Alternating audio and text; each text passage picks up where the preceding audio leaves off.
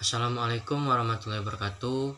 Kali ini saya akan menjelaskan tentang materi perhitungan PPh pasal 22 yang disusun oleh Arya Satria, saya sendiri, NIM C1C020178, dan dosen pengampu Dr. Wirmi Eka Putra, SE MSI CIKNR.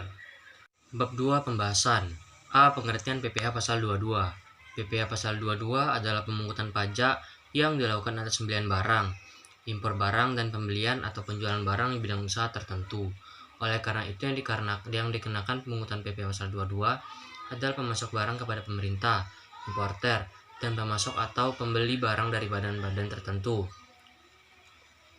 Pajak penghasilan PPh pasal 22 adalah PPh yang dipungut oleh satu bendahara, pemerintah pusat atau daerah, instansi atau lembaga pemerintah, dan lembaga-lembaga negara lainnya, berkenaan dengan bayaran atas penyerahan barang. Yang kedua, badan-badan tertentu, baik badan pemerintah maupun swasta, berkenaan dengan kegiatan di bidang impor atau kegiatan usaha di bidang lain. Yang ketiga, wajib pajak badan yang melakukan penjualan barang yang tergolong sangat mewah. Objek dan pemungut PPh pasal 22. Berikut merupakan objek dan pemungut PPh pasal 22 antara lain. Yang pertama, pembelian barang oleh bendaharawan, pemerintah, dan DJA atau Direktorat Jenderal Anggaran. Pihak membayar atau membeli, bendaharawan, pemerintah, DJA. Pembelian barang oleh BUMN atau BUMD yang bersumber dari dana APBN dan atau APBD, BUMN atau BUMD. Yang ketiga, pembelian barang oleh badan tertentu yang bersumber dari dana APBN maupun PBN. Impor barang Direktorat Jenderal Bea dan Cukai atau DJBC dilakukan oleh importer yang memiliki API, dilakukan oleh importer yang tidak memiliki API, yang tidak dikuasai atau lelang, bank devisa. Pembelian bahan untuk industri tertentu atau eksportir dari pedagang pengumpul industri tertentu yang bergerak di bidang pertanian, perkebunan, dan perikanan. Tarif PPh pasal 22. Berikut merupakan tarif PPh pasal 22 antara lain. Pembelian barang yang dilakukan oleh DPBJB, bendahara pemerintah, BUMN atau BUMD, dan badan tertentu 1,5%. Impor barang yang menggunakan API, yang tidak menggunakan API, yang tidak dikuasai atau lelang. Pembelian bahan-bahan untuk keperluan industri atau ekspor dari pedagang pengumpul 2,5%. Penjualan oleh Pertamina, Premium Solar Premix Super TT. Penjualan oleh selain Pertamina, Premium Solar Premix Super TT, minyak tanah, LPG, pelumas. Tarif di atas, Peraturan Menteri Keuangan Nomor 253 atau PMK 03/2008 tanggal 31 Desember 2008 juga mengatur tentang wajib pajak badan tertentu sebagai pemungut PPh pasal 22 atas penjualan barang yang tergolong sangat mewah, yaitu wajib pajak badan yang melakukan penjualan barang yang tergolong sangat mewah.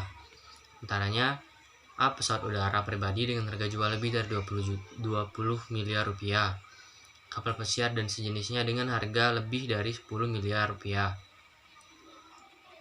rumah beserta tanahnya dengan harga jual atau harga pengalihannya lebih dari 10 miliar rupiah, apartemen kondominium dan sejenisnya dengan harga jual atau pengalihannya lebih dari 10 miliar rupiah, dan lain-lain.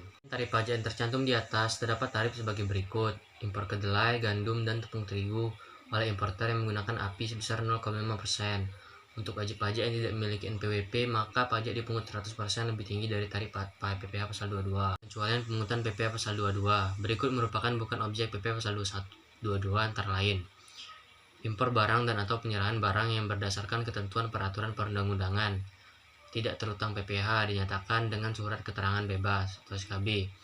Impor barang yang dibebaskan dari bea masuk dan atau pajak pertambahan nilai dilaksanakan oleh DJBC.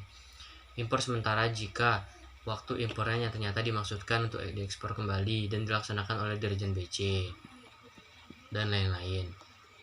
Saat terutang dan pelunasan atau pemungutan PPh pasal 22. 1. Atas impor barang terutang dan dilunasi bersamaan dengan saat pembayaran bea masuk.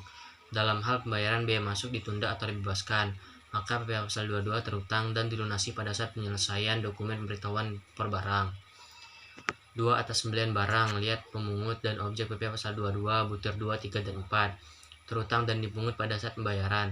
Atas penjualan hasil produksi, lihat pemungut dan objek PPh pasal 22 butir 5. Terutang dan dipungut pada saat penjualan, dan juga lain sebagainya. F. Tata cara pemungutan, penyetoran, dan pelaporan PPh Pasal 22. 1. PPh Pasal 22 atas impor barang disetor oleh importir dengan menggunakan formulir surat setoran pajak, cukai, dan pabean atau SPCP. PPh Pasal 22 atas impor barang yang dipungut oleh DJBC harus disetor ke bank devisa atau bank persepsi atau bendahara Direktorat Jenderal Bea dan Cukai dalam waktu satu hari setelah pemungutan pajak dan dilaporkan ke KPP secara mingguan, paling lambat 7 hari setelah batas waktu penyetoran pajak berakhir. PPh Pasal 22 atas impor harus dilunasi bersamaan dengan saat pembayaran bea masuk dan dalam hal bea masuk ditunda atau dibebaskan. PPh Pasal 22 atas impor harus dilunasi saat penyelesaian dokumen pemberitahuan pabean impor dilaporkan ke KPP paling lambat tanggal 20 setelah masa pajak berakhir, dan lain sebagainya. G. Cara menghitung PPh Pasal 22 atas kegiatan impor barang besarnya PPh Pasal 22 atas impor yang menggunakan angka pengenal importir atau API. Tarif pemungutannya besar 2,5% dari nilai impor. PPh Pasal 22 sama dengan 2,5% kali nilai importir. PPh Pasal 22 sama dengan 2,5% nilai importir. Yang tidak menggunakan angka pengenal importir atau API, tarif pemungutannya sebesar 7,5% dari nilai impor. PPh Pasal 22 sama dengan 7,5% kali importir. PPh Pasal 22 7,5% kali importir yang tidak dikuasai, tarif pemungutannya sebesar 7,5% dari harga jual lelang. Dan bisa teman-teman lihat cara menghitung PPh Pasal 22 oleh bendaharawan atas pembelian barang yang dananya dari belanja negara atau belanja daerah dikenakan pemungutan PPh Pasal 22 sebesar 1,5% dari harga pembelian.